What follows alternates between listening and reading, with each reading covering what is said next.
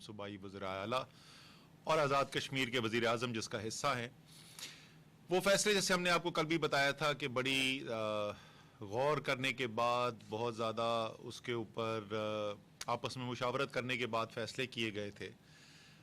لیکن اس کے بعد بھی ظاہر ہے جب ایسے فیصلے ہوتے ہیں جہاں پر ایک سے زیادہ راستہ لینا ممکن ہو تو ظاہر ہے کہ اس کے اوپر لوگوں کے سوال بھی ہوتے ہیں.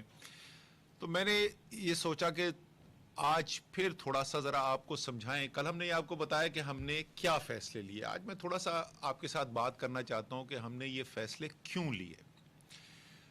دیکھیں، پہلی بات تو یہ، آج میں نے کسی کا دیکھی ایک رائے کہ کسی نے کہا ہے کہ کوئی بھی اس کے اندر توازن کی بات نہیں ہے. جو فیصلہ صحت کے لیے ٹھیک ہے وہی فیصلہ جو ہے وہ معیشت کے لیے بھی ٹھیک ہے. یہ دنیا کے پبلک ہیلتھ اصولوں کے خلاف بات ہے. میں نے تو آج تک ایسی کبھی بات نہیں سنی. ظاہر ہے ہمیشہ یہی ٹریڈ آف کیا جاتا ہے اور اسی کو بیلنس کرنے کی کوشش کی جاتی ہے. یہ مشکل فیصلہ ہوتا ہے. کوئی بھی شخص، یہ میں اپنی ذات کی بات نہیں کر رہا، یہ میں تحریک انصاف کی یا وزیر اعظم عمران خان کی بات نہیں کر رہا، کوئی بھی شخص جو ہے وہ ظاہر ہے یہ نہیں چاہے گا کہ اس کے کسی فیصلے سے کسی اور کی صحت کی خرابی کا وہ باعث بنے یا خدا نہ خواستہ اس سے زیادہ مزید پریشانی کسی کو دیکھنی پڑے. لیکن پبلک ہیلتھ کے جو فیصلے کیے جاتے ہیں اس کے اندر یہ مشکل فیصلے کرنے پڑتے ہیں. جو پبلک ہیلتھ کی پالیسی بنائی جاتی ہے اس کا کبھی بھی ہدف یہ نہیں ہوتا کہ بیماری کو بالکل ختم کر دیا جائے، سرے سے مٹا دیا جائے. یہ ممکن نہیں ہے. وہ کیوں ممکن نہیں ہے؟ کیونکہ اس کی جو قیمت ادا کرنی پڑتی ہے وہ معاشرہ نہیں ادا کر سکتا. اسی لیے جب بھی، چاہے یہ صرف کرونا کی بات نہیں ہے، یہ دنیا میں کوئی بھی اور بیماری سے جو طریقہ کار ہوتا ہے اس کو قابو پانے کا، اس کے اندر اس جو ٹریڈ آف کو اور اس توازن کو مد نظر رکھا جاتا ہے. اسی طریقے سے اگر ہم کرونا کے اوپر آئیں، اس وقت اگر آپ دنیا کے اندر بات چیت سنیں تو تمام دنیا کے اندر یہ بات چیت آج ہو رہی ہے کہ ہم نے ان دونوں چیزوں کے درمیان کس طریقے سے توازن رکھنا ہے. لیکن باقی دنیا جو ہے وہ تو اس کی معیشت کے جو اثرات ہیں وہ ایک مختلف نوعیت کے ہوتے ہیں. پاکستان میں اس کا ایک پہلو جو ہے، جو معاشی پہلو ہے، اس کے اوپر بڑی بات کی گئی ہے، بار بار دہرایا بھی جاتا ہے، اور وہ ہے بھوک. اور لوگ یہ بھی کہتے ہیں کہ ہم راشن کیوں نہیں پہنچا دیتے لوگوں کے گھر میں. بھوک جو ہے وہ سب سے اس کا فوری اور سب سے زیادہ شدید اثر ہے. لیکن یہ واحد اثر نہیں ہے. یہ ذرا سمجھنے کی ضرورت ہے آپ کو کہ وہ لوگ جو آمدنی کماتے ہیں روزانہ کی بنیاد کے اوپر، یا جن کی آمدنی اتنی ہوتی ہے کہ وہ صرف اپنے وسائل کے اندر رہتے ہوئے بمشکل اپنی بنیادی ضرورتیں پیدا کرتے ہیں، پوری کرتے ہیں، ان پہ کیا اثر ہوتا ہے کہ جس وقت یہ آمدنی ختم ہو جاتی ہے. یہ بات میرے جیسے لوگ، میری جیسی آمدنی رکھنے والے لوگ نہیں سمجھ سکتے. ہم نے یہ اپنی زندگی کے اندر یہ جو سچویشن ہے، یہ صورتحال نہیں دیکھی ہوئی، اس لیے شاید میرے جیسے لوگوں کو یہ بات سمجھ میں نہیں آتی ہے. آپ اپنی بچت کر رہے تھے، آپ گھر میں آپ کے بیٹی بیٹھی ہوئی ہے اور آپ اس کے جہیز کے لیے پیسہ اکٹھا کر رہے تھے. آپ کی آمدنی جب ختم ہو جائے گی، کھانا کھانے کے لیے تو وہ پیسہ استعمال کر دے گا. وہ بیٹی کی شادی کل کیسے کرے گا؟ آپ کے گھر میں آج سے 3 مہینے بعد، 6 مہینے بعد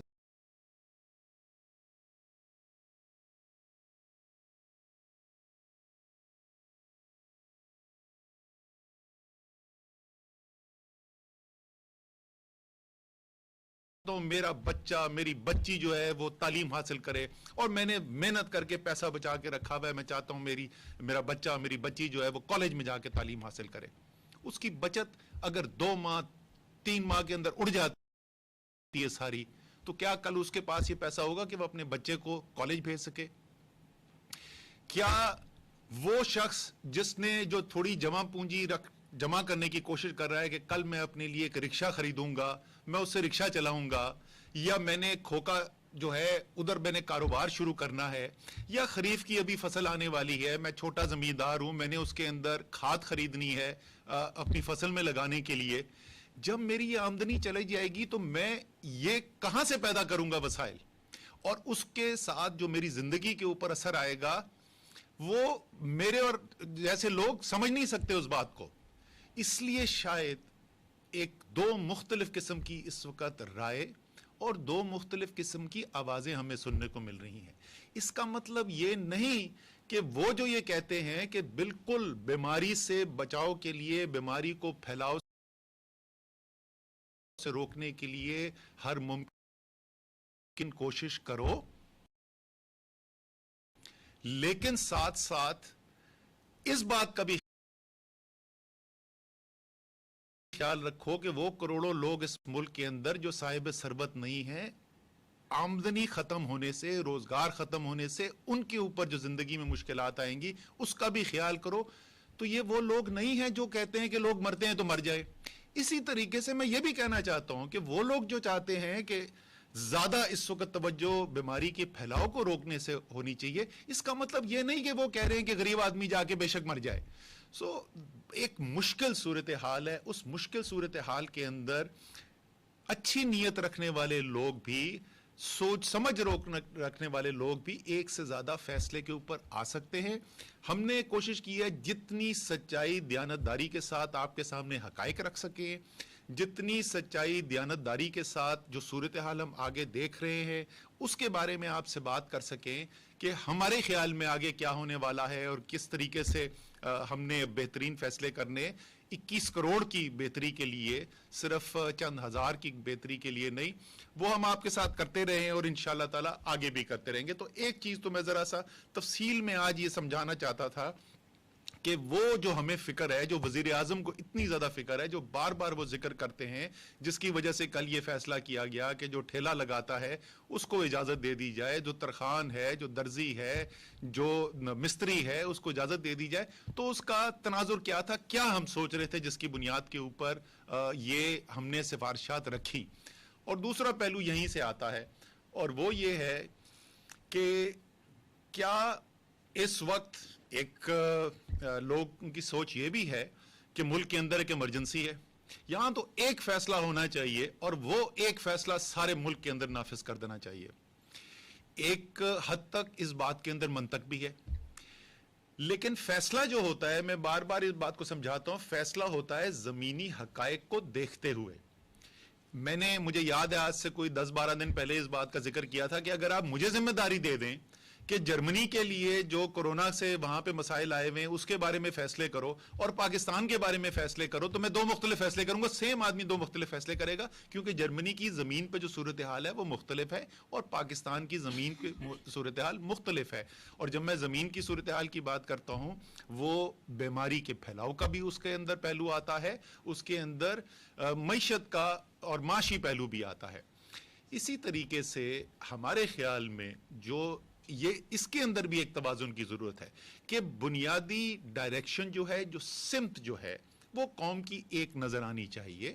اور اس کے لیے یہ بہت ضروری ہے کہ تمام اکائیاں جو ہیں وہ ساتھ مل کر کام کریں اور کوشش کریں کہ جو ان کے فیصلے ہوں وہ ایک دوسرے کے ساتھ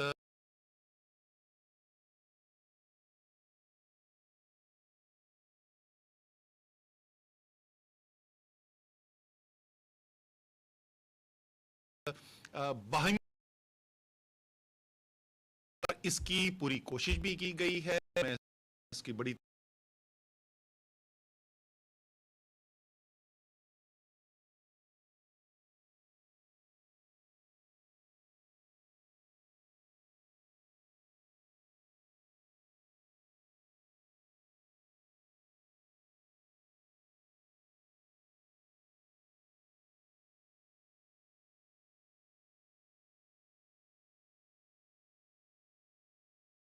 تفصیل سے میں نے کل بھی آپ کو بتایا تھا کہ کیا ہم کر رہے ہیں, اور تمام لوگ, میں دوبارہ بولوں گا, جو دوسری جو تحریک انصاف کے نہیں ہیں, جو وزراء اعلیٰ ہیں, وزیر اعظم ہیں, وہ بھرپور طریقے سے اس کے اندر شرکت بھی کرتے ہیں اور اپنی رائے بھی لے کر آتے ہیں, اور یہ سب کی باہمی کوشش ہے اور میرے خیال میں بہت حد تک ہم اس کے اندر کامیاب بھی ہوئے ہیں. ہم باقی سب چیزوں کے اندر باقی دنیا کے ساتھ موازنہ کرتے ہیں تو آج کل جو ہے وہ سب جو ہے وہ بی بی سی اور سی این این بھی دیکھتے ہوں گے. تو اگر آپ دیکھیں اس وقت امریکہ میں کیا ہو رہا ہے, وہاں پہ صدر کیا بات کرتا ہے اور گورنر کیا بات کرتا ہے, تو آپ کو شاید پاکستان کے اندر جو مختلف آراء ہے قومی اور صوبائی لیڈرشپ کے اندر, اس میں شاید کم فرق نظر آئے بنسبت اس کے جو اس وقت وہاں پر امریکہ میں نظر آ رہا ہے.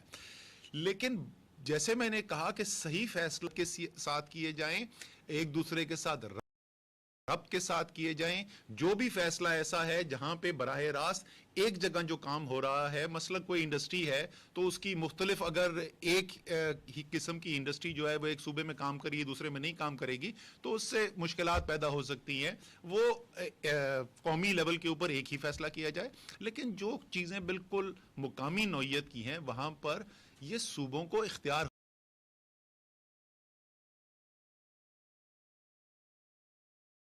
میں نے یہ کل بھی ایک میٹنگ میں کہہ رہا تھا کہ میرے خیال میں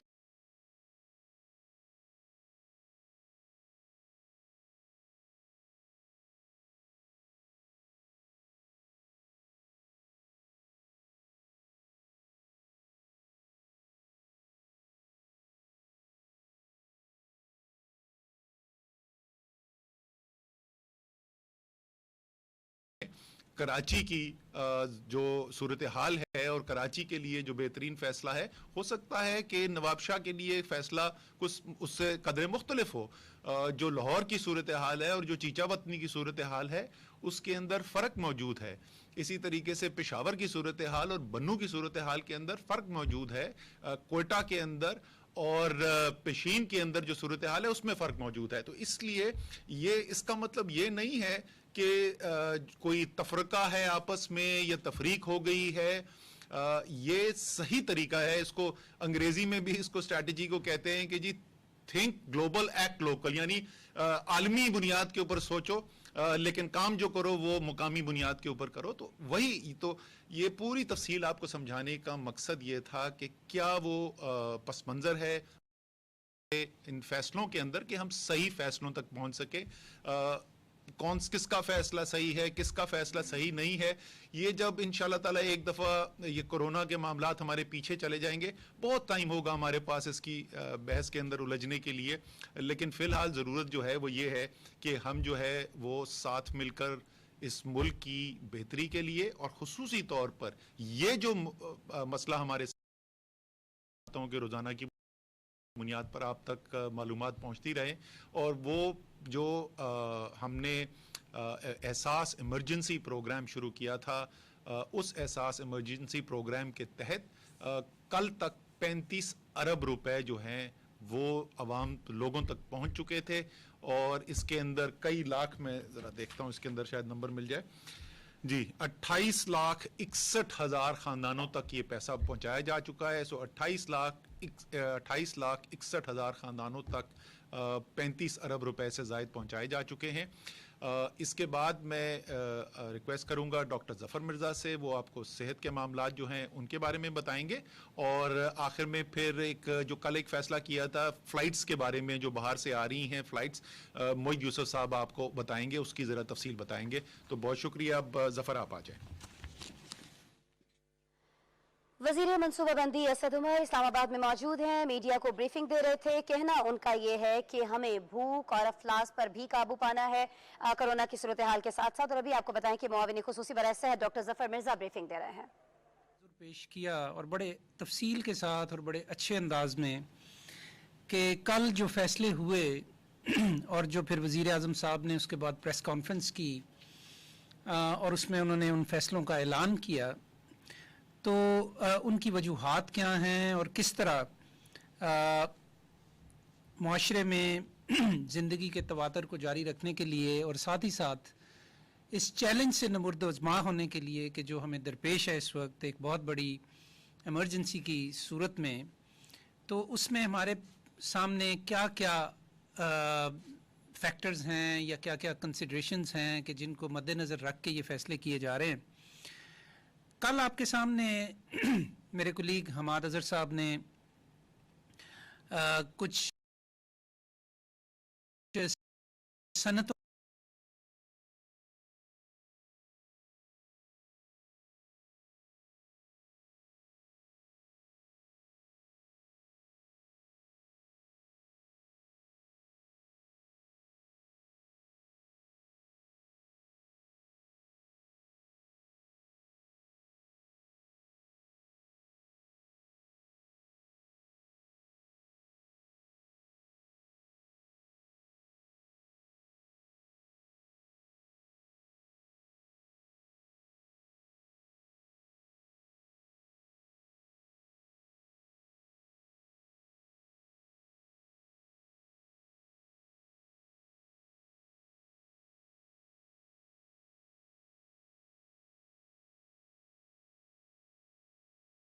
کے بارے میں بتایا تھا کہ جن کو مزید کھولا جا رہا ہے.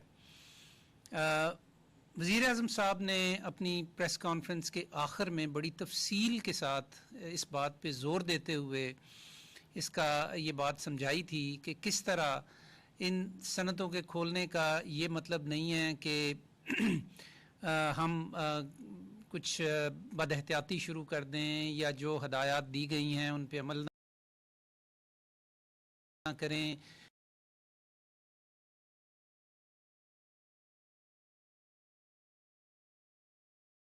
یا یہ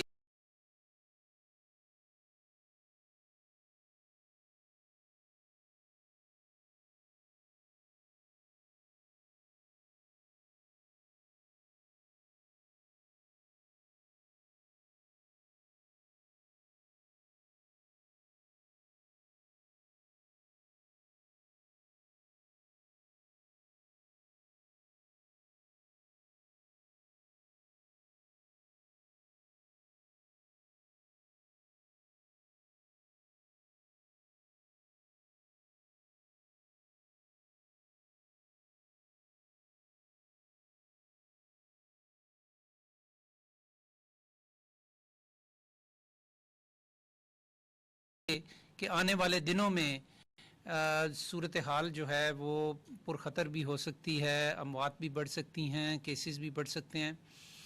تو اس حوالے سے انہوں نے اس بات پہ بہت زور دیا تھا کہ یقیناً ہمارے تخمینوں کے مطابق تو کیسز اور اموات کم ہیں پاکستان میں، اور خاص طور پہ جب ہم ان کا مقابلہ کرتے ہیں. کل اعلان ہوا کھولنے کا، اس حوالے سے کل بھی بات ہوئی تھی، لیکن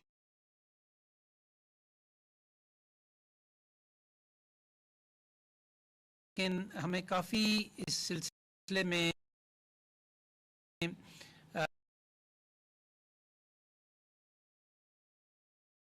ای میلز بھی آئی ہیں، میسیجز بھی آئے ہیں کہ جی خاص طور پہ کنسٹرکشن کے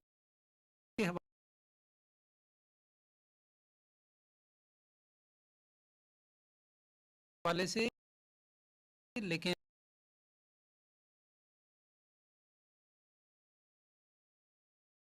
کنسٹرکشن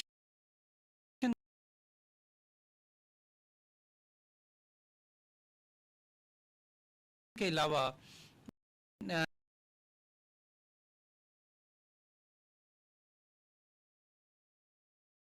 جو مینوفیکچررز کے لیے یعنی کارخانے داروں کے لیے اور دکانوں کے اوپر جہاں یہ چیزیں بکنی ہیں، جہاں یہ چیزیں بننی ہیں،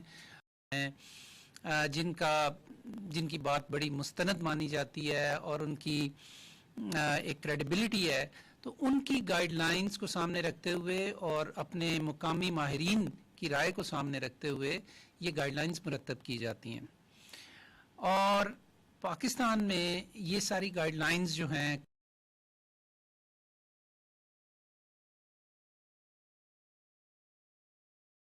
کرونا وائرس کے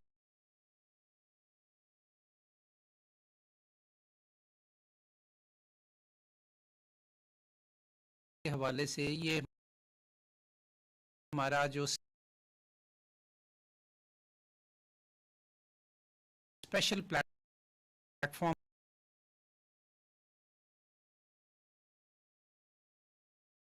ہم نے بنایا ہوا ہے،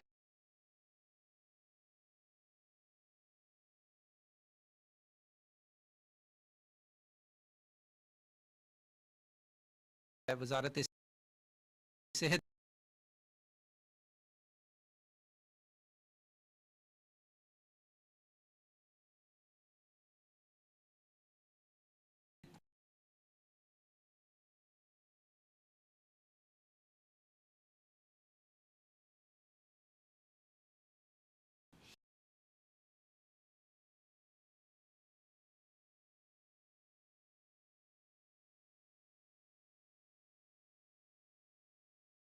کی ویب سائٹ سے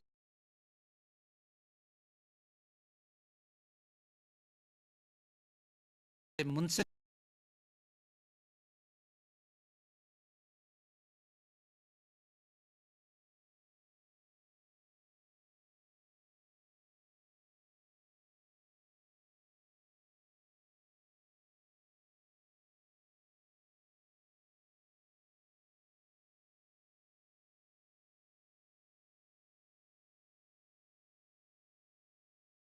ہمیں بروئے کار لانی چاہیے تاکہ ہم اس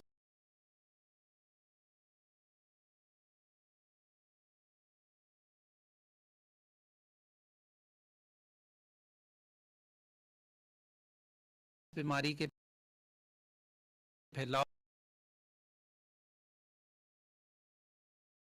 کو روک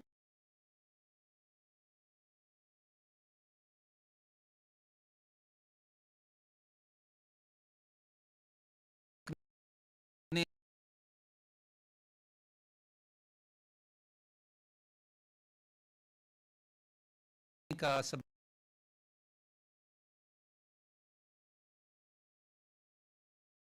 بن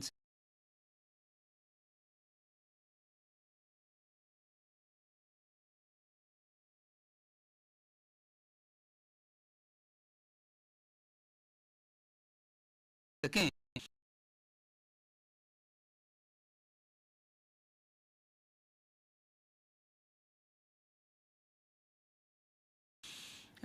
تو انہی اصولوں کی بنیاد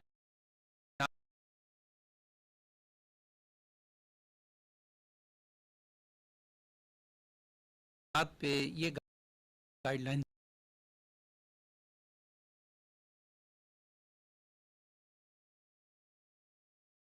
بنائی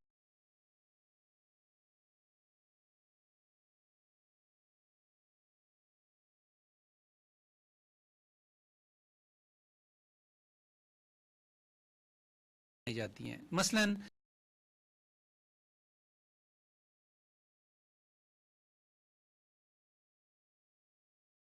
نہ لگے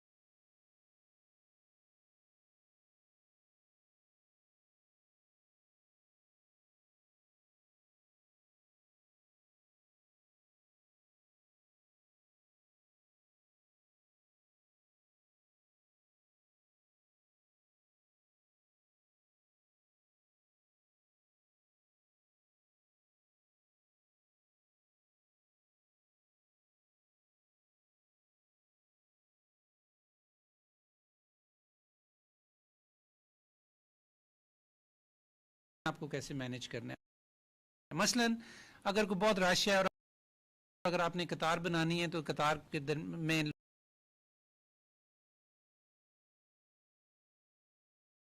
لوگ جو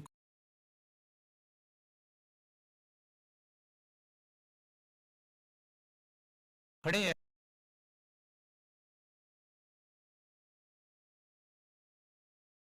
ان کے درمیان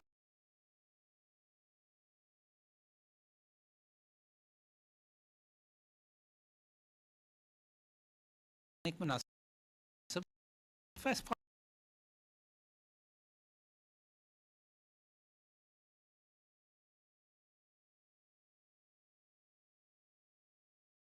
فاصلہ ہونا چاہیے.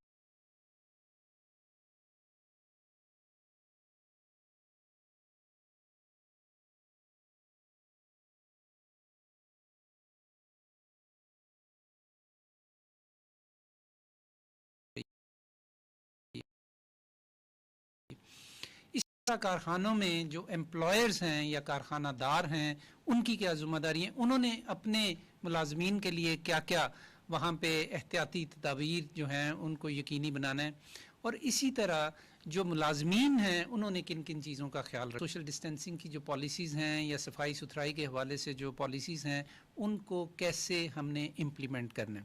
تو آپ سے گزارش یہ ہے کہ اگر آپ یہ گائیڈ لائنز تفصیلاً پڑھنا چاہتے ہیں تو ہماری ویب سائٹ سے ان کو ڈاؤن لوڈ کر لیں اور ان کو اپنے اپنے تناظر میں اپنے اپنے طریقے سے اپنے اپنی سیٹنگ کے اندر امپلیمنٹ کریں. دوسرے میں آپ کو یہ بھی بتانا چاہتا ہوں حالات میں وہاں پہ کام کریں کہ جہاں بیماری کے پھیلاؤ کا سبب نہ بنے بلکہ اس کے اوپر کنٹرول قائم رہے. تو اس کے ساتھ ساتھ اب میں آپ کو چند ایک اعداد و شمار بھی بتانا چاہتا ہوں. दुनिया में तो अब ये 20 लाख से ज़्यादा केसेस हो चुके हैं, तकरीबन 20,05,000 के करीब। इस जो रुझान है इसको बरकरार रखने के लिए ये बहुत ज़रूरी है कि हम अपनी कोशिशें जो हैं मुकम्मल तौर पे जारी रखें, बावजूद इसके कि बतदरीज हम मुख्तलिफ सनतों को खोल रहे हैं। जो पिछले 24 घंटे में 272 केसेस ऐड हुए हमारे कंफर्म्ड केसेस में, उन साथ हैं, अगेन अल्लाह का शुक्र इस पे अदा करना चाहिए। लोकल जो ट्रांसमिशन है जी वो अब एक कहना चाहिए कि डोमिनेंट है पाकिस्तान में। तकरीबन 54-53% जो लोग बीमार हो रहे हैं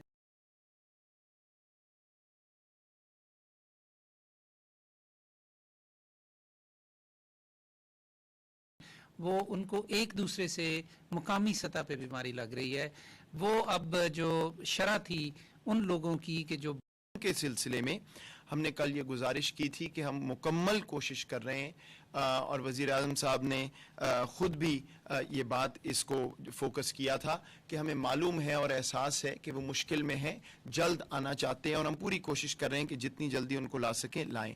आज मैं थोड़ी सी वजाहत से आपको इस पॉलिसी का भी बताना चाहता हूं, क्योंकि वक्तन फ़वक्तन सवालात आते रहते हैं कि किस पॉलिसी के तहत या क्या मंतक है जिसके तहत हम पाकिस्तानियों को वापस ला रहे हैं, इनकी तादाद कितनी है और क्यों नहीं ज़्यादा तेज़ी से बढ़ रही। तो मैं थोड़ा सा आपको इसका बैकग्राउंड देना चाहता हूं और एक आध गुजारिश आपके सामने आज रखना चाहता हूं इस हवाले से।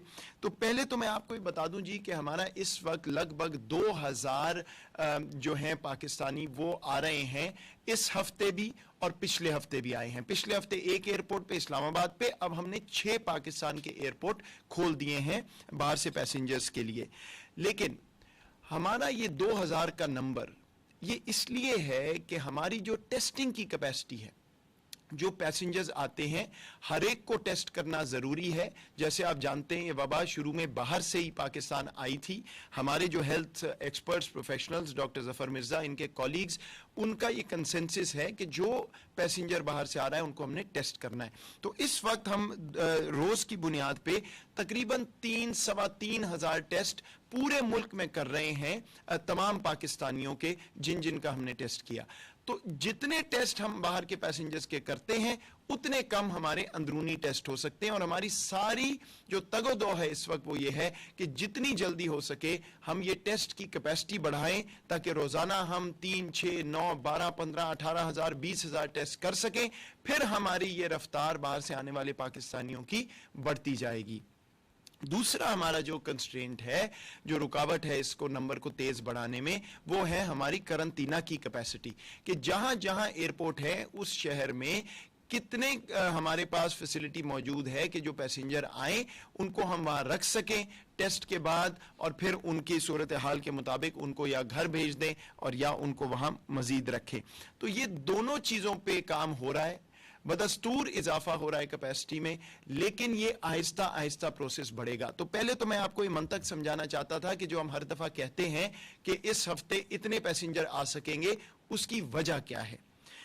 अब कल हमने ये भी वजीर आजम साहब की सदारत में फैसला हुआ कि जो कुछ भी हो हमें इस 2000 के नंबर को 6 से 7 हज़ार पे लेके जाना है अगले हफ्ते से। तो ये 3 गुना बढ़ जाएगा अगले कुछ दिनों में 19-20 अप्रैल के बाद से। तो ये जो 3 गुना जंप है, ये जहन में रहे कि ये हमारी कैपेसिटी भी बढ़ रही है, लेकिन कुछ टेस्ट हम वो भी करेंगे जो अंदरूने मुल्क जहां पाकिस्तानी मुकीम हैं उन पे जो हो रहे थे, कुछ उसमें से ये डाइवर्जन भी आएगी। लेकिन क्योंकि हमारी कैपेसिटी बढ़ती जा रही है तो इंशाल्लाह हम दोनों को मैनेज कर सकेंगे 6-7 हज़ार पैसेंजर अगले हफ्ते से। अब मैं आपको ये भी दोबारा से याद दहानी करा दूं, क्योंकि नेचुरली इस पे बात होती है, जहां जहां पाकिस्तानी बैठा है वो ये चाहता है कि वो सबसे पहले वापस आए। तो कुछ ममालिक से हम लोग ला रहे हैं, कुछ से नहीं ला रहे, उसकी क्या वजह है। देखिए, हमने शुरू में कुछ परवाजें उड़ाई PIA की बरतानिया और कनाडा, वहां पे कुछ लोग हमारे स्ट्रैंडेड थे, उनको हम वापस लेके आए। اب اس ہفتے جو لگ بھگ 2000 لوگ آ رہے ہیں, میں ان کی تفصیل بھی آپ کو ابھی دوں گا تاکہ ہم ٹرانسپیرنٹ رہیں, اور ہماری شروع سے یہ کوشش ہے کہ جو کچھ آپ کو بتا سکیں وہ وقتاً فوقتاً بتاتے رہیں. تو دیکھیے, پہلے ہمارے ہزاروں لوگ ایسے ہیں جو متحدہ عرب امارات میں پچھلے کچھ ہفتوں میں ان کی وہ مزدور ہیں جو وہاں گئے ہوئے تھے, نوکریاں ختم ہو گئی ہیں یا ان کی وہ جو نوکریاں ہیں وہ سسپینڈ کر دی گئی ہیں, ان کے پاس کوئی وسائل نہیں ہیں. پھر ہمارے قیدی ہیں جو رہا کیے گئے ہیں, یہ کرونا کے وجہ سے بہت سے ممالک نے, جو ہمارے قیدی کئی ممالک میں تھے, متحدہ عرب امارات نے, عمان نے, اس طرح وہ قیدی جو ہیں ظاہری بات ہے ان کے پاس کوئی وسائل نہیں ہے, ان کو فوری طور پر واپس لانے کی کوشش کی جا رہی ہے. کچھ زائرین ہیں جو ابھی رہ گئے تھے ان کو لا رہے ہیں. ایسے لوگ جن کے ویزے ایکسپائر ہو گئے ہیں ان کے لیے وہاں قانونی مسئلہ بن رہا ہے. یہ میں نے کل بھی آپ کو اس سے آگاہ کیا تھا, لیکن میں چاہتا ہوں کہ یہ بات سب سمجھ لیں کہ ایک منطق ہے, ٹرانسپیرنٹ پروسیس ہے جس کے تحت ہم جو سب سے زیادہ اس وقت ضرورت میں ہیں ان کو پہلے لا رہے ہیں. تمام پاکستانیوں کو واپس لانا ہماری ذمہ داری ہے, لیکن یہ ایک پرائیورٹی پروسیس کے تحت چلے گا. اور آخری پرائیورٹی پہ میں آپ کو بتا دوں, وہ لوگ ہیں جو ایسی جگہوں پہ ہیں جہاں ہمارا کوئی جہاز گیا ہے, یہاں سے لوگوں کو لے کے, بہت سے ممالک ہیں جو اس وقت پی آئی اے کو کہہ رہے ہیں کہ ہمارے شہری یہاں سے لے جائیے, اس پہ کوئی پابندی نہیں ہے. وہ پی آئی اے کو اخراجات دیتے ہیں, دونوں طرف کا کئی دفعہ کرایہ دیتے ہیں. پی آئی اے جاتا ہے, ان کے وہاں پہ شہری جو ہیں وہ چھوڑ کے, جب خالی جہاز واپس آ رہا ہو تو ہم کوشش کرتے ہیں اگر ان ممالک میں یا ان کے ارد گرد کوئی ممالک میں پاکستانی ہے تو ظاہری بات ہے وہاں جہاز ہے, ان کو بھی واپس لیتے آئیں. اب کئی ایسے بھی ممالک ہیں جہاں سے ہمارے جہاز واقعی خالی واپس آ رہے ہیں. اس کا منطق یہ ہے کہ جب 2000 کی کیپیسٹی ہے تو وہ 2000 پرائیورٹی پہ جب ہمارے پورے ہو جاتے ہیں, جو میں نے ابھی آپ کو ایک تفصیل سے لسٹ بتائی, تو پھر وہ جہاز خالی آتے ہیں اور ان میں پیسنجر نہیں آ سکتے. تو یہ ایک پورا پلان ہے جس کے تحت ہم چل رہے ہیں, اور جلد ہی ہم کوشش کر رہے ہیں کہ ایک ویب سائٹ بھی بنا دیں جہاں پہ ساری انفارمیشن ٹرانسپیرنٹلی آپ کے سامنے ہو.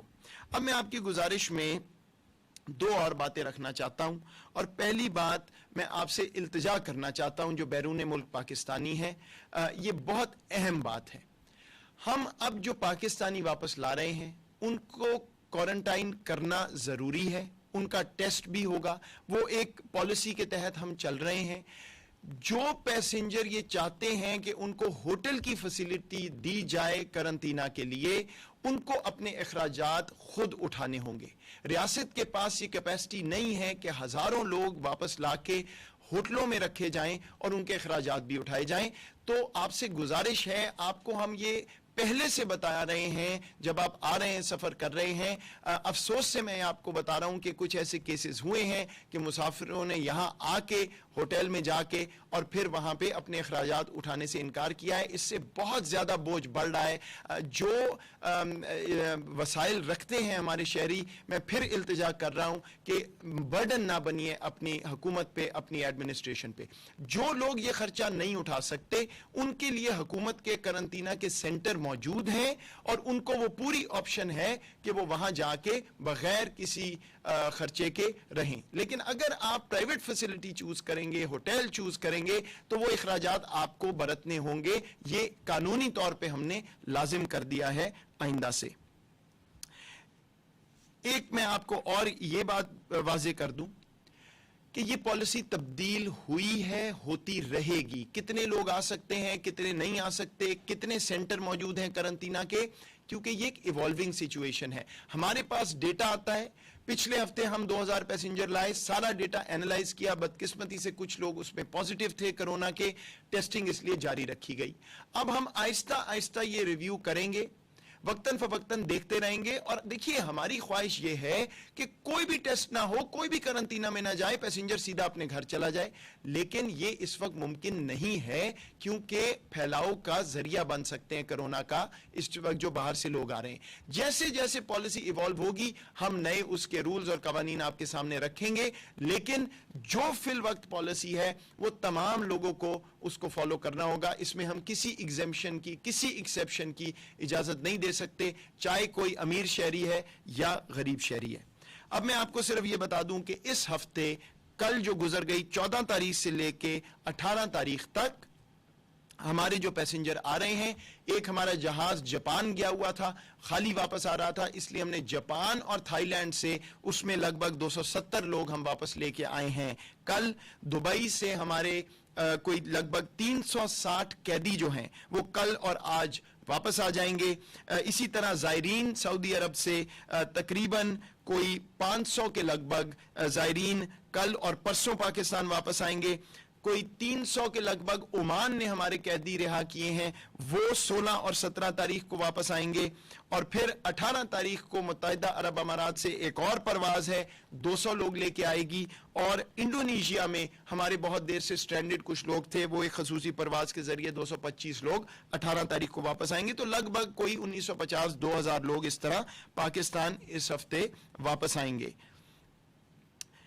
डोमेस्टिक ट्रैवल के हवाले से आपको बता दूं कि डोमेस्टिक एयर ट्रैवल जहाज़ों का अभी तक अंदरूने मुल्क परवाजें सवाए गिलगित बल्तिस्तान और इस्लामाबाद से गिलगित बल्तिस्तान और वापसी के तमाम अभी सस्पेंडेड हैं और सस्पेंडेड ही रहेंगी।